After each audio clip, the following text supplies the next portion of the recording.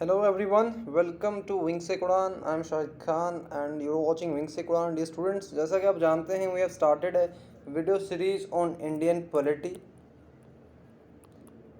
and जिसमें हम Indian polity के सारे इम्पोर्टेंट टॉपिक्स को देखने की कोशिश करेंगे डिटेल एक्सप्लेनेशंस के साथ. एंड इसके साथ साथ हम ये भी ध्यान में रखेंगे कि जो पंचायत सेक्रेटरी का यानी कि VLW का जो एग्ज़ाम है उसमें इंडियन पॉलिटी के क्या क्या टॉपिक्स हैं उनको भी हम साथ में कवर करते चलेंगे. तो इससे पहले ऑलरेडी दो वीडियोस आ चुके हैं. एक में हमने कॉन्स्टिट्यूशन असेंबली को देखा, दूसरे वीडियो में हमने फीचर्स ऑफ इंडियन कॉन्स्टिट्यूशन को देखा. वो ए पार्ट था इसका, ये इसका बी पार्ट रहेगा. And features of Indian constitution आज हम फिनिश करेंगे. एंड मैं आपको बता दूं, अगर आपको फीचर्स ऑफ इंडियन कॉन्स्टिट्यूशन अच्छे से समझ आ गए तो ये सारी कॉन्स्टिट्यूशन है. Okay, so features of constitution में हम क्या पढ़ते हैं कि पूरी कॉन्स्टिट्यूशन में हमें क्या क्या चीज़ें मिलती हैं. कॉन्स्टिट्यूशनल मेकर जो थे उन्होंने कॉन्स्टिट्यूशन में क्या क्या चीज़ें लिखी हुई हैं, तो ये सारी चीज़ें फीचर्स में आती हैं. इसीलिए मैं आपको फीचर्स पर पढ़ा रहा हूँ. एंड अगर आप VLW का सिलेबस देखेंगे तो वहाँ पे जब इंडियन कॉन्स्टिट्यूशन लिखा है तो सामने लिखा है बेसिक फीचर्स एंड उसके बाद फंडामेंटल राइट्स डायरेक्टिव प्रिंसिपल्स लिखा है. लेकिन बेसिक फीचर्स से उसका क्या मीनिंग है एग्जैक्टली ये बहुत वेग है. तो इस तरह से मैं आपको फीचर्स जो है पढ़ा रहा हूँ, ये आपको एक तो इस एग्ज़ाम में भी हेल्प करेंगे एंड बाकी कोई भी एग्ज़ाम हो तो इंडियन पॉलिटी का एक पूरा क्रक्स है जो फीचर्स हैं. ओके, तो that's why we are discussing features of Indian constitution. को ये कह रहा था कि ये तो सिलेबस के बाहर है. भाई इंडियन पॉलिटी से क्वेश्चन आता है तो वो सिलेबस देख के नहीं आता है, वो कहीं से भी पूछ लिया जाता है. एंड पहले 2-4 चैप्टर्स ऐसे हैं लक्ष्मीकांत की, अगर आप बुक देखेंगे तो वहाँ से क्वेश्चंस आ ही जाते हैं क्योंकि इंडियन कॉन्स्टिट्यूशन का वो एक बेस है. ओके, सो इसलिए ये सारी चीज़ें हम डिस्कस कर रहे हैं, ऐसा नहीं है कि आउट ऑफ सिलेबस है. सो शुरू करते हैं हम आज का जो हमारा डिस्कशन है part B of features of Indian constitution. लेकिन उससे पहले एक अनाउंसमेंट है आपके लिए कि आप इस तरह से स्क्रीन देख पा रहे होंगे अभी. तो VLW की जो फिज़िकल क्लासेस हैं, ऑफलाइन क्लासेस, वो स्टार्ट हो गई हैं. एंड मैं आपको बता दूं कि ये लोकेशन जो है रेहाड़ी चुंगी गुरुद्वारा के पास है. तो सीट्स लिमिटेड हैं, इसलिए आप अगर पहले आएंगे तो आपको जगह मिल जाएगी वहाँ पे. तो आप अगर ऑफलाइन पढ़ना चाहते हैं तो ये मौका है आपके लिए, आप आएँ, खुद को रजिस्टर करें. ऑफलाइन बैचेस स्टार्ट हो चुके हैं एंड लोकेशन यही है कि रेहाड़ी चुंगी में गुरुद्वारा के पास आप आ सकते हैं. अगर आप उधमपुर से जम्मू आ रहे हैं हाईवे पे तो आपके राइट साइड में ये पड़ेगा गुरुद्वारा के. अगर आप जम्मू से उधमपुर जा रहे हैं तो आपके ये लेफ़्ट साइड में पड़ेगा. तो इस तरह से थोड़ा इजी हो जाएगा लोकेशन को ढूंढने में. तो चलिए शुरू करते हैं हम आज की डिस्कशन. तो हम डिस्कस कर रहे थे features of Indian constitution and हम इसका ए पार्ट ऑलरेडी डिस्कस कर चुके हैं. तो आज हम इसका ये बी पार्ट डिस्कस करने जा रहे हैं and this will be the last part of this topic features of Indian constitution. तो यहाँ तक हमने डिस्कस किया था फेडरल स्ट्रक्चर ऑफ गवर्नमेंट के, किस तरह से इंडियन कॉन्स्टिट्यूशन जो है उसका एक फेडरल स्ट्रक्चर है, लेकिन at the same time Indian constitution को आप यूनिटरी पाएंगे बहुत सारे सर्कमस्टांसेस में. ओके, एंड ये हमारा आज का पहला टॉपिक है जो पहला पॉइंट हम डिस्कस करने जा रहे हैं. So universal adult franchise. So Indian constitution जो है, जो इंडियन सिटीजन्स हैं उनको यूनिवर्सल एडल्ट फ्रेंचाइज प्रोवाइड करती है. यानी कि जो भी 18 ईयर्स ओल्ड है या इससे ज़्यादा है उसको वोट डालने का अधिकार है. He she has the right to vote if he she is 18 और 18 अबव. तो यहाँ पे मैं आपको ये भी बता दूँ कि ये जो एज बार था वोटिंग का, ये पहले इतना नहीं था. It was 21 years. लेकिन होता कुछ यूँ है कि एक अमेंडमेंट होता है 61st अमेंडमेंट के नाम से. ओके, 61st अमेंडमेंट के नाम से 61st अमेंडमेंट एक्ट, ये 1988 में होता है. एंड थ्रू दिस ये 21 ईयर्स की जो एज है इसको डिक्रीज़ करके, रिड्यूस करके इसको 18 ईयर्स रख दिया जाता है. तो now if you are 18 plus और 18 years old you can vote. Okay, देखो आप डिफरेंट इलेक्शंस में वोटिंग करते हो. You vote in the Lok Sabha elections, you vote in the state legislative assemblies election, state legislative assemblies. अगर यूनियन टेरिटरी की भी legislative assembly है तो वहाँ पे भी आप वोट कर सकते हैं. अब पंचायत के इलेक्शन में भी वोट करते हैं. तो वहाँ पे आपने देखा होगा कि 18 ईयर्स या फिर 18 ईयर्स अबव जो है वही वोट कर सकते हैं. So this is actually universal adult franchise. Okay, so इसके बाद बढ़ते हैं हम आगे और हम देखते हैं कि इंडियन कॉन्स्टिट्यूशन एक सिंगल सिटीजनशिप भी एक फीचर है इंडियन कॉन्स्टिट्यूशन का, यानी कि जितने भी सिटीजन्स हैं इंडिया के वो सिर्फ इंडिया के सिटीजन्स हैं। सॉरी, जस्ट ए सेकेंड,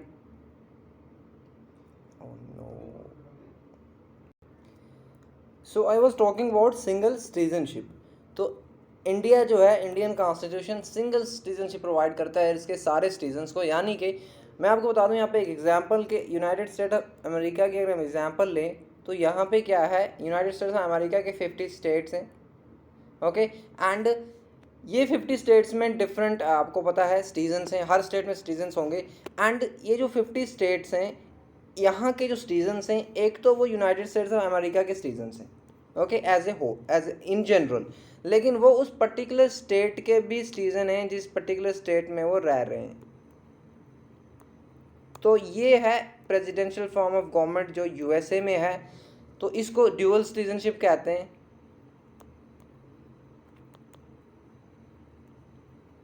लेकिन जब हम इंडिया की बात करते हैं तो यहाँ पे सिंगल सिटीजनशिप है, यानी कि आप कश्मीर टू कन्याकुमारी कहीं भी रह रहे हैं, you are citizen of India.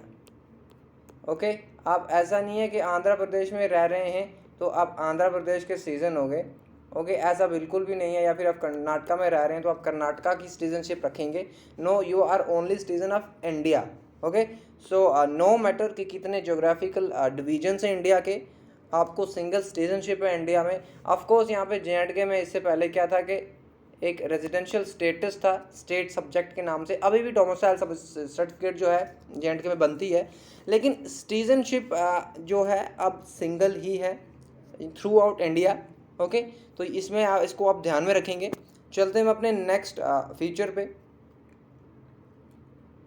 Integrated and independent judiciary. Okay, तो यहाँ पे ये जो आप दो टर्म्स देख रहे हैं, एक तो इंटीग्रेटेड जुडिशरी है and eight the same time judiciary जो है इट इज़ इंडिपेंडेंट। तो इसके अगर हम मीनिंग देखें एग्जैक्टली तो हो क्या रहा है यहाँ पे कि जब हम इंटीग्रेटेड जुडिशरी की बात करते हैं तो एक्चुअली हमारा कहने का ये मतलब है यहाँ पे कि there are different courts in India. You have supreme court, then you have high court and then you have subordinate courts. Okay, high court से नीचे आपको सबऑर्डिनेट कोर्ट्स मिलेंगे, आपको डिस्ट्रिक्ट कोर्ट्स मिलेंगे, आपको डिस्ट्रिक्ट जज होगा, सेशन जज होगा, मैजिस्ट्रेट एंड ऑल दैट। ये जो हायरार्की है कोर्ट्स की इंडिया में, मैं आपको बता दूं ये सेंट्रल लॉज को भी अप्लाई करते हैं एंड स्टेट लॉज को भी। तो यहाँ पे क्या है कि जुडिशरी इंडिया में जो है, नो मैटर कि उसकी वो किस लेवल पे है, स्टेट लेवल पे है या फिर सेंट्रल लेवल पे है, वो दोनों लॉज को इन्फोर्स करेंगे। वो स्टेट लॉज को भी इन्फोर्स करेंगे एंड वो सेंट्रल लॉज को भी इन्फोर्स करेंगे। ओके, ये आप याद रखेंगे। लेकिन अगर हम फिर से एग्जांपल यूएसए की ले रहे हैं क्योंकि ये इसका अपोजिट रहता है, इसलिए यूएसए की एग्जांपल से ये थोड़ा ज़्यादा क्लैरिटी आ जाती है। यूएसए में क्या है कि एक फेडरल कोर्ट है, फेडरल जुडिशरी है, एंड वहाँ पे स्टेट कोर्ट्स भी हैं। तो वहाँ पे हो क्या रहा है कि सेंट्रल लॉज जो हैं, फेडरल लॉज जो हैं वो फेडरल जुडिशरी इन्फोर्स करा रही है, लेकिन स्टेट लॉज जो हैं वो स्टेट में जो कोर्ट्स हैं वो इन्फोर्स करा रहे हैं, स्टेट जुडिशरी इन्फोर्स करा रही है। तो यहाँ पे सेपरेशन आपको देखने को मिलेगा।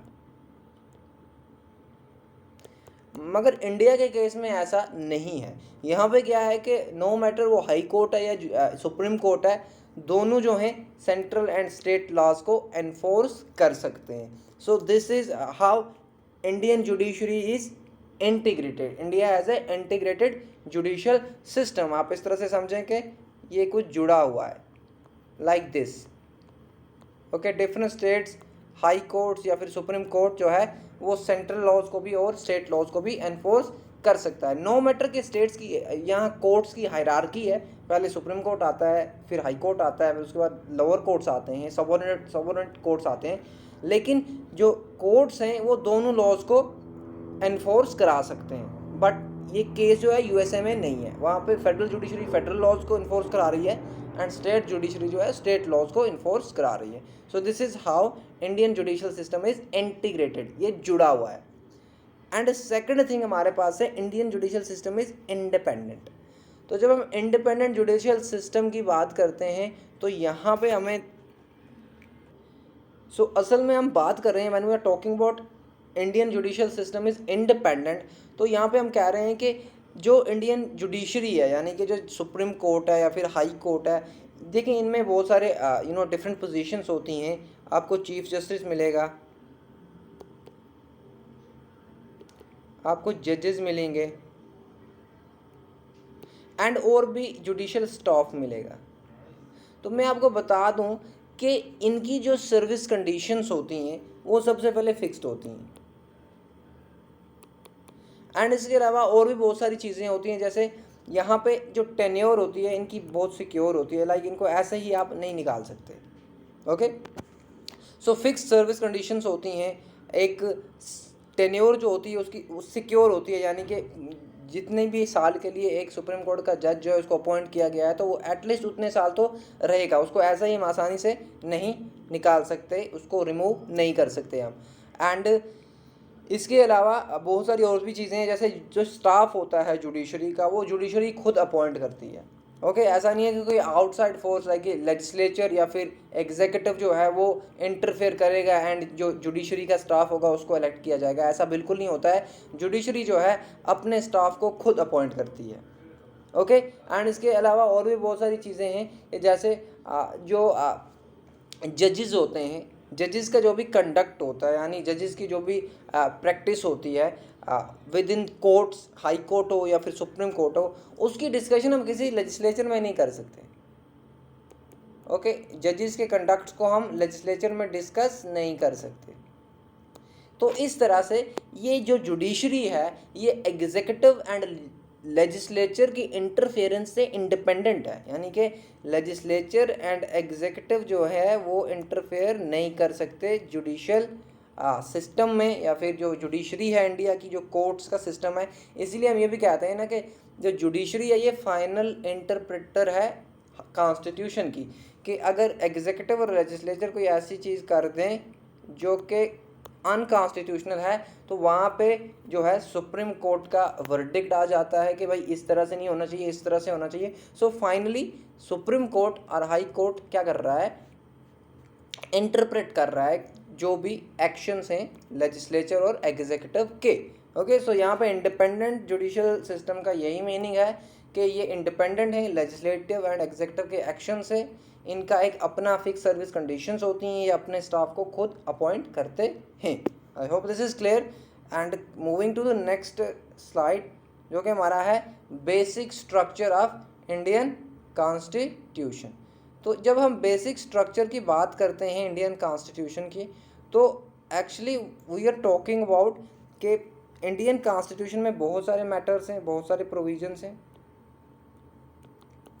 लेकिन कुछ प्रोविजंस ऐसे हैं जो इंडियन कॉन्स्टिट्यूशन के लाइक पिलर्स हैं।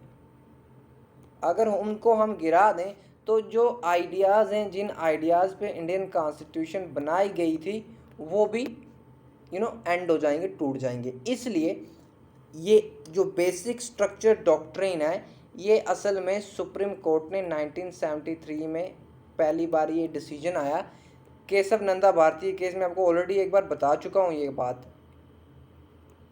केशव नंदा भारती केस। तो यहाँ पे क्या हुआ कि एक सुप्रीम कोर्ट का वर्डिक्ट आया जिसमें सुप्रीम कोर्ट ने ये कहा कि देखिए पार्लियामेंट जो है वो कॉन्स्टिट्यूशन को अमेंड करने के पावर रखता है, कॉन्स्टिट्यूशन को अमेंड सिर्फ पार्लियामेंट कर सकता है, स्टेट लेजिस्लेचर्स कॉन्स्टिट्यूशन को अमेंड नहीं कर सकते। अमेंडमेंट का प्रोसीजर मैंने आपको बताया था, it is in 368 article part 20। Okay, तो लेकिन यहाँ पे बात यह है कि पार्लियामेंट अमेंड तो कर सकता है इंडियन कॉन्स्टिट्यूशन को, लेकिन यहाँ पे कंडीशन ये है कि आप बेसिक स्ट्रक्चर को चेंज नहीं कर सकते। Parliament has the powers to amend the constitution but at the same time आप बेसिक स्ट्रक्चर को अमेंड नहीं कर सकते। ओके, बेसिक स्ट्रक्चर को आप चेंज नहीं कर सकते। So this is how basic structure doctrine is all about. And one more thing about this basic structure, वो ये है कि बेसिक स्ट्रक्चर में बहुत सारी चीज़ें आती हैं लेकिन कुछ यहाँ पे हम देख लेते हैं, जैसे कि कॉन्स्टिट्यूशन जो है सुप्रीम है, यानी कि there is supremacy of constitution in India, supremacy of constitution. तो ये जो है एक बेसिक स्ट्रक्चर है इंडियन कॉन्स्टिट्यूशन का। कल को ऐसा नहीं हो सकता है कि पार्लियामेंट अमेंड कर दे एंड यहाँ पे ये हो जाए कि legislature is the supreme in India, ऐसा नहीं हो सकता। Okay, constitution is supreme in India and there is supremacy of constitution. इसी तरह से दूसरी ये भी चीज़ है कि इंडिया एक सॉवरेन कंट्री है and this is also a basic structure of Indian constitution. के आप ऐसा नहीं कर सकते कि कोई ऐसा अमेंडमेंट हो जाए जिससे सॉवरेनिटी इंडिया की ख़त्म हो जाए, इंडिया को इस तरह से बना दें कि कोई भी बाकी की कंट्री या फिर इंटरनल फोर्सेस इंडियन गवर्नमेंट में इंटरफेयर कर सकें। तो India is a sovereign country and it is also part of basic structure. And इसके अलावा मैं आपको बता दूं कि सेक्युलर स्टेट जो है ये भी पार्ट है बेसिक स्ट्रक्चर का। अगर कल को कोई ऐसा लॉ बन जाता है जिसमें किसी एक पर्टिकुलर रिलीजन को स्टेट स्पॉन्सर करने लगे या फिर स्टेट किसी एक पर्टिकुलर रिलीजन को फेवर करने लगे, तो जो बेसिक स्ट्रक्चर का आइडिया है वो ख़त्म हो जाएगा, because being India a secular state is also part of basic structure of Indian constitution. इसी तरह से और भी कुछ चीज़ें हैं जैसे सेपरेशन ऑफ पावर्स है।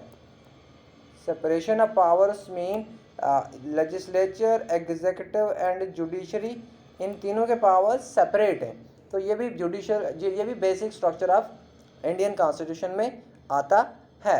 ओके, इसी तरह से जुडिशियल रिव्यू है आपके पास, जुडिशियल रिव्यू, तो ये भी पार्ट है बेसिक स्ट्रक्चर का। किस तरह से जुडिशियल रिव्यू क्या है कि अगर लेजिस्लेचर कोई लॉ बना रहा है, ओके, एंड जैसे कि आप देखते हैं फंडामेंटल राइट्स आर्टिकल पार्ट 3 है, उसमें एक आर्टिकल है आर्टिकल 13।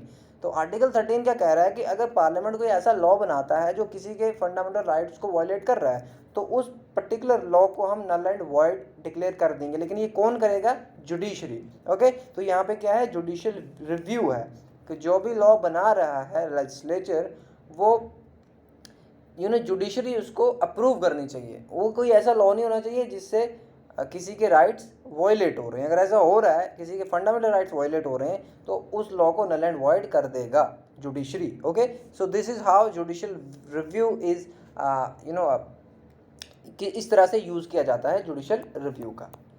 एंड इसके साथ साथ और भी बहुत सारी चीज़ें हैं जो कि पार्ट हैं basic structure of Indian constitution. जिस तरह से यहाँ पे एक और चीज़ है that is parliamentary system. Parliamentary system is also part of basic structure of Indian constitution. Okay, तो आप कल को इसको प्रेसिडेंशियल नहीं बना सकते, बिकॉज बेसिक स्ट्रक्चर को ऑलरेडी सुप्रीम कोर्ट बोल चुका है 1973 में कि बेसिक स्ट्रक्चर can not be amended although parliament has powers to amend the constitution. तो इसी तरह से बहुत सारी चीज़ें हैं बेसिक स्ट्रक्चर में। आप ऐसा करेंगे, आप गूगल करके इन सारी को लिख लेंगे एक जगह पे एंड फिर इसको याद करने की कोशिश करेंगे। क्वेश्चन इस तरह से भी आ सकता है कि ऑड वन आउट करो कि बेसिक स्ट्रक्चर कौन सा है एंड कौन सा नहीं है। तो इस तरह से आप थोड़ा सा ध्यान रखेंगे। चलते हैं अपने नेक्स्ट स्लाइड पे। सेक्युलरिज्म ऑलरेडी हम डिस्कस कर चुके हैं basic structure of Indian constitution को, लेकिन यहाँ पे जो है सेक्युलर वर्ड अलग से आ गया। एंड इसके बारे में मैं आपको बता दूँ कि ये जो सेक्युलरिज्म है ये पहले पार्ट नहीं था। It was not in Indian constitution. The word secular was not in Indian constitution till 1976। सबसे पहले आप ये याद रखेंगे कि 1976 में क्या होता है, एक अमेंडमेंट होता है 42nd अमेंडमेंट के नाम से, 42nd अमेंडमेंट एक्ट। एंड इसमें क्या होता है कि प्रियम्बल जो है इंडियन कॉन्स्टिट्यूशन का, ओके, प्रियम्बल जो है इंडियन कॉन्स्टिट्यूशन का, उसमें क्या किया जाता है, उसमें यूज़ किया जाता है वर्ड सेक्युलर। ओके, इससे पहले प्रियम्बल में सेक्युलर वर्ड नहीं था। It only happen in 1976 through 42nd amendment act के आपको प्रियम्बल में सेक्युलर वर्ड देखने को मिलता है। एंड इसके साथ साथ दो और वर्ड हैं जो ऐड किए गए थे प्रियम्बल में। एक तो इंटीग्रिटी था एंड एक सोशलिस्टिक था। ये भी आप ध्यान में रखेंगे। तो सेक्युलरिज्म का मीनिंग यहाँ पे क्या है कि स्टेट किसी पर्टिकुलर रिलीजन को स्पॉन्सर नहीं कर रहा है, फेवर नहीं कर रहा है। Okay, no particular religion is sponsored by state. यहाँ पे जितने भी रिलीजन्स हैं सबको इक्वालिटी है, इक्वालिटी ऑफ ऑल रिलीजन्स। अब फंडामेंटल राइट्स आर्टिकल में एक आर्टिकल है 225, तो यहाँ पे ये क्या कहता है कि हर कोई व्यक्ति अपने पर्टिकुलर रिलीजन को प्रैक्टिस कर सकता है, प्रोपोगेट भी कर सकता है, फैला भी सकता है, and there is no restraint. Okay, तो इस तरह से आप देख सकते हैं कि Indian state is a secular state as per the Indian constitution. And इसके अलावा आप बहुत सारे आर्टिकल्स और भी देखेंगे, यू विल फाइंड आर्टिकल 15, हालांकि ये राइट टू इक्वालिटी का आर्टिकल है यहाँ पे, लेकिन क्या बोलते हैं कि भाई आप डिस्क्रिमिनेट नहीं कर सकते बहुत सारे ग्राउंड्स पे किसी एक ह्यूमन बीइंग के साथ, किसी एक इंडियन सिटीजन के साथ। ओके, तो डिस्क्रिमिनेशन में आपको बहुत सारे बेसिस यहाँ पे दिए हुए हैं कि आप कास्ट पे डिस्क्रिमिनेट नहीं कर सकते, आप प्लेस ऑफ बर्थ पे डिस्क्रिमिनेट नहीं कर सकते, इसी तरह से रिलीजन पे भी आप डिस्क्रिमिनेट नहीं कर सकते। तो यहाँ पे रिलीजन का भी एक यूज़ किया गया है, रिलीजन को भी। तो इस तरह से India is a secular state, there is no particular religion, there is no official religion, आप इस तरह से भी बोल सकते हैं। There is no state religion और ऑफिशियल रिलीजन, स्टेट का कोई अपना पर्टिकुलर रिलीजन नहीं है। ओके, तो ये आप ध्यान में रखेंगे, this is how India is a secular state. यहाँ पे सारे रिलीजन्स को फ्रीडम है, लिबर्टी है कि वो अपने रिलीजन को प्रैक्टिस कर सकें, प्रोपोगेट कर सकें। And moving to the next slide, यहाँ पे आप देख पा रहे हैं independent bodies. So what are independent bodies in India? तो यहाँ पे आप देखें कि इंडियन कॉन्स्टिट्यूशन में एज यू नो कि यहाँ पे ऑर्गन्स हैं गवर्नमेंट की, आपको लेजिस्लेचर मिलेगा, आपको एग्जीक्यूटिव मिलेगा, आपको जुडिशरी भी मिलेगा। So these are the organs of the government. लेकिन इसके अलावा और भी बहुत सारे इंडिपेंडेंट बॉडीज़ हैं जो बनाई गई हैं इंडियन कॉन्स्टिट्यूशन के द्वारा, like you will find election commission,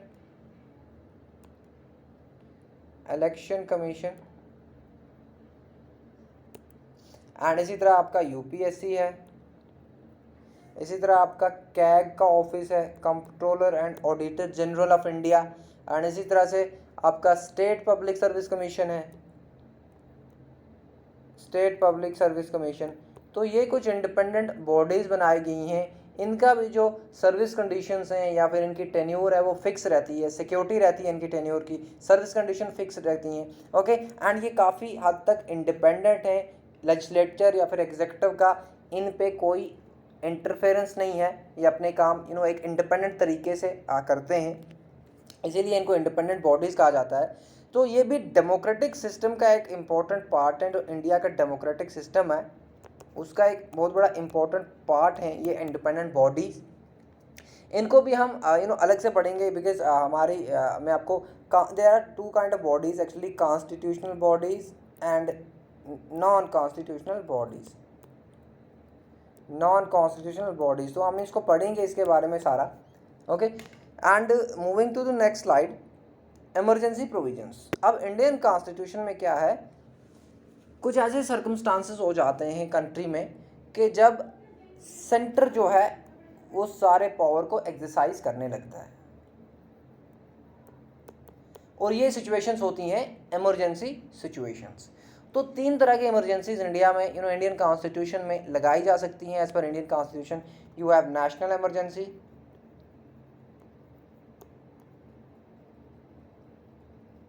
and you have constitutional emergency, and you have financial emergency.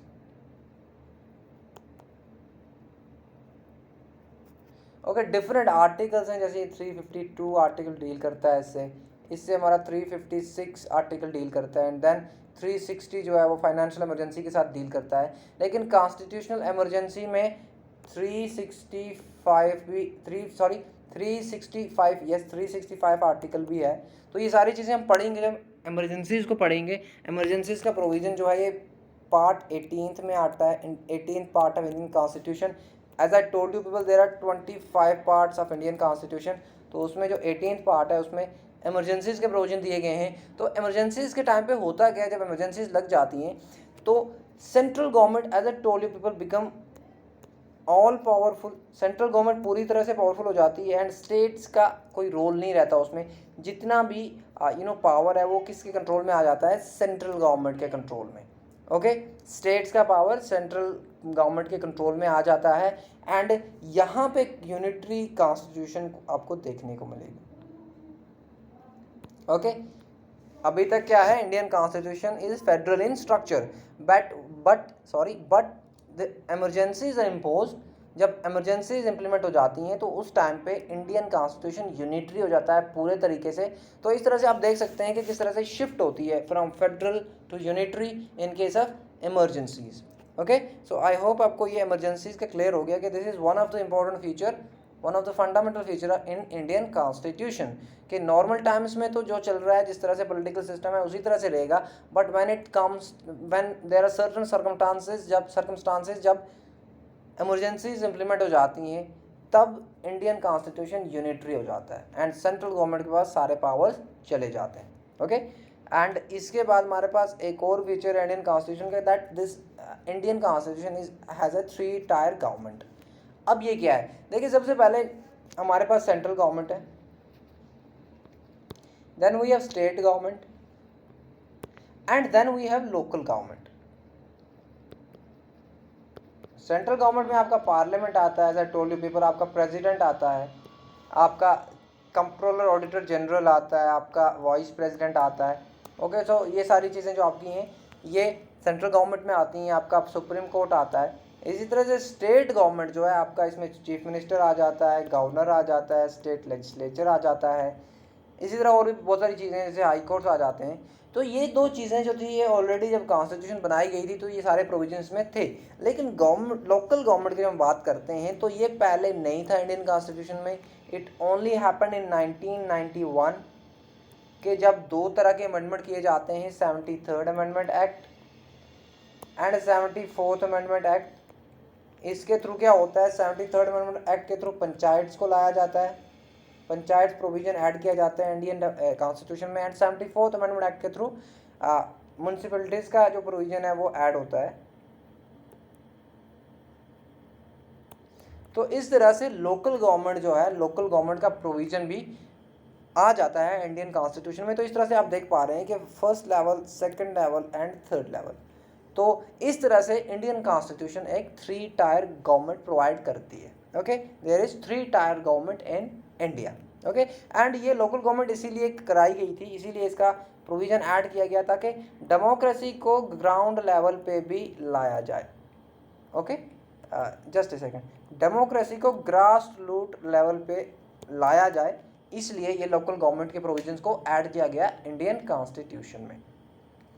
Okay, and इसके अलावा 2 पार्ट भी हैं, जो 73rd अमेंडमेंट एक्ट जो पंचायत है ये पार्ट 9th में है, एंड 74th अमेंडमेंट एक्ट जो है ये पार्ट 9th A में है। ओके, आप ये ध्यान में रखेंगे। तो बढ़ते हैं हम अपने नेक्स्ट प्रोविजन की तरफ। नेक्स्ट जो हमारा, तो ये हमारे सारे फीचर्स हम ऑलरेडी डिस्कस कर चुके हैं, जितने भी फीचर्स, इंपॉर्टेंट फीचर्स हैं ये सारे हम डिस्कस कर चुके हैं, लेकिन एक और फीचर है जो है कोऑपरेटिव सोसाइटीज़ का। ओके, कोऑपरेटिव सोसाइटीज़ का प्रोविजन भी है इंडियन कॉन्स्टिट्यूशन में। ओके, एंड ये किसके थ्रू आया, 97th अमेंडमेंट एक्ट 2011 में। ओके, अब ये ध्यान में रखेंगे। एंड यहाँ पे क्या हो गया कि बहुत सारी चेंजेस आई इंडियन कॉन्स्टिट्यूशन में। एक तो फंडामेंटल राइट हो गया कि फंडामेंटल राइट है, अब कोऑपरेटिव सोसाइटीज़ को बनाना एक फंडामेंटल राइट है इंडियन सिटीजन्स का, कि इंडियन सिटीजन्स कोऑपरेटिव सोसाइटीज़ बना सकते हैं। ओके, एंड इसके साथ साथ एक और आर्टिकल ऐड किया गया 43B, किसमें, directive principles of state policy में, कि भाई स्टेट्स भी ध्यान रखेगा कोऑपरेटिव सोसाइटीज़ को प्रमोट करने में, कि स्टेट जब पॉलिसीज़ बनाएगा तो स्टेट विल टेक केयर कि कोऑपरेटिव सोसाइटीज़ के लिए भी कोई प्रोविजंस बनाया जाए जिससे कोऑपरेटिव सोसाइटीज़ को प्रमोट किया जाए। Okay, fundamental rights and directive principles में डिफरेंस यही है कि fundamental rights are enforceable in courts, लेकिन directive principles of state policy जो है ये इन्फोर्सेबल नहीं है, ये सिर्फ डायरेक्शन से गवर्नमेंट को। एंड इसके अलावा एक और चेंज आई, वो चेंज ये आई कि पार्ट 9B ऐड किया गया जिसमें कोऑपरेटिव सोसाइटीज़ का प्रोविजंस को रखा गया।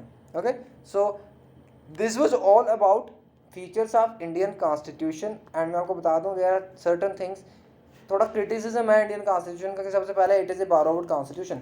तो इसका यही मीनिंग है कि भाई डिफरेंट कॉन्स्टिट्यूशंस को कॉपी करके इंडियन कॉन्स्टिट्यूशन बनाया गया, लेकिन at the same time I don't agree with this कि ideas may be copied but Indian constitution is very unique. Okay, आप हमेशा देखेंगे कि देर आर सर्टन प्रोविजंस जो डिफरेंट कॉन्स्टिट्यूशन को मिक्स करके आपको देखने को मिलेंगे। लाइक ना तो ये पूरी तरह से फेडरल है इंडियन कॉन्स्टिट्यूशन, ना तो पूरी तरह से यूनिटरी है, आप ये भी देख सकते हैं। एंड ऐसी बहुत सारी चीज़ें हैं जो इंडियन कॉन्स्टिट्यूशन में हैं जो इंडियन कॉन्स्टिट्यूशन को एक यूनिक डॉक्यूमेंट बनाती हैं। इसी तरह से there is one more criticism that carbon copy of 1935 act, तो गवर्नमेंट ऑफ इंडिया एक्ट जो है इसमें बहुत सारी चीज़ें ऐसी हैं जो आपको इंडियन कॉन्स्टिट्यूशन में देखने को मिलेंगी। So that is why it is considered as carbon copy of 1935 act. And इसके अलावा और भी कुछ चीज़ें हैं लाइक पैराडाइज ऑफ लॉयर्स। तो यहाँ पे क्या है कि इंडियन कॉन्स्टिट्यूशन मेकर्स जो थे वो ज़्यादा लीगल बैकग्राउंड से थे। Okay, most of them were from legal backgrounds, तो इसलिए ये क्रिटिसिज्म किया जाता है कि सारे लॉयर्स मिल के इन्होंने अपने हिसाब से एक कॉन्स्टिट्यूशन लिख दिया एंड बहुत सारे लोग इससे सेटिस्फाइड नहीं थे। So that is why it has been termed as paradise of lawyers. And इसके अलावा there is one more criticism that it's an elephant size constitution, क्योंकि as I told you people they were from legal backgrounds, the constitutional makers were from legal backgrounds. And इसकी वजह से इन्होंने हर एक provision को ना बहुत ध्यान से लिखा है एंड बहुत डिटेल तरीके से लिखा है, तो इस तरह से कॉन्स्टिट्यूशन का साइज़ जो है बहुत ज़्यादा बड़ा है। Okay, so these are all criticisms of Indian Constitution and this was all about features of Indian Constitution। हमने सारी चीज़ें देख ली हैं एंड एक तरह से मैंने आपको एक कॉन्स्टिट्यूशन का पूरा क्रक्स बता दिया है यहाँ पे। सो नेक्स्ट टॉपिक हमारा होगा most probably fundamental rights, so will talk about that tomorrow and till then good bye, take care and thank you so much for watching wings a good on.